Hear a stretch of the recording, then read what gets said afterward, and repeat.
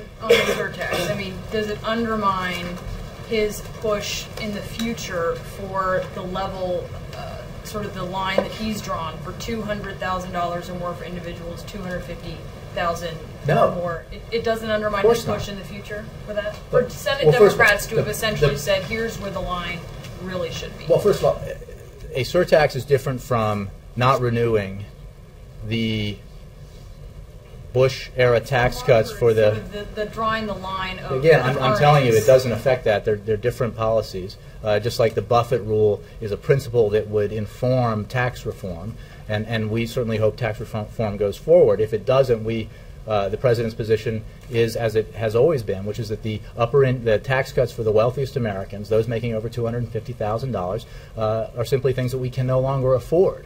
They are part of the reason why we have the tremendous deficits and debt that we have now, and they should be allowed to expire. Someone like Senator Schumer looks at family, he represents a state where money doesn't go as far as it would go in other states, if you're outside the New York metropolitan area. So if you have a family, in the New York City area, $250,000 thereabouts, I mean, does the president think that that's a wealthy family? The president's position has not changed, and it also happens that the public overwhelmingly supports that position.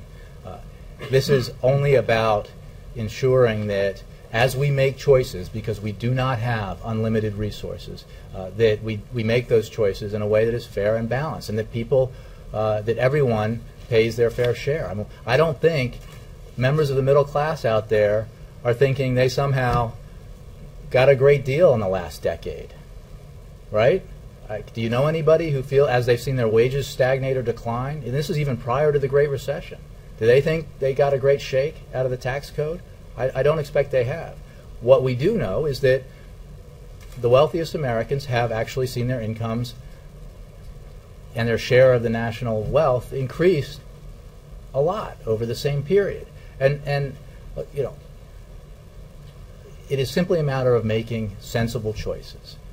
And if the choice on one hand is, do you not do anything about the fact that all around the country teachers are being laid off, or do you look at a possibility of preventing that from happening through the American Jobs Act by asking the most fortunate among us to pay just a little more to ensure that those teachers get back in the classroom, that they're teaching our children, which is a value in and of itself and a value that helps make America stronger in the future. I think most Americans would side with helping those teachers. The Pakistani doctor